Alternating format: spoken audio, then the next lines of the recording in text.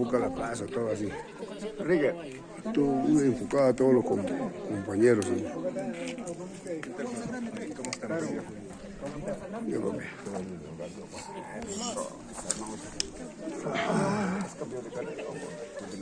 dos bolas. No está en Huanca ya, pero aquí está en Huanca.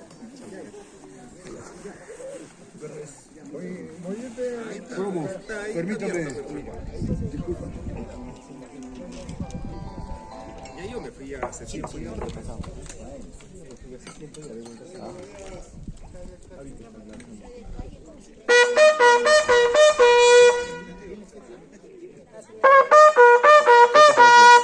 No, asumí.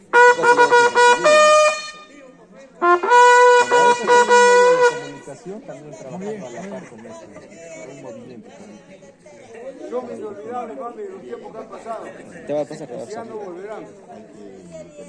Te va a pasar.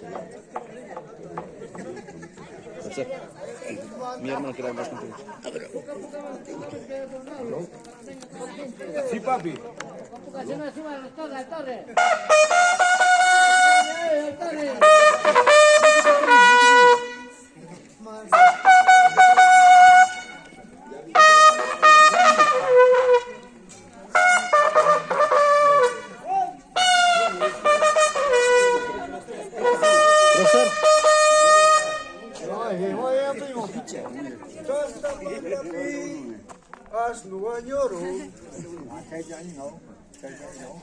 Bueno, señor, muchas gracias.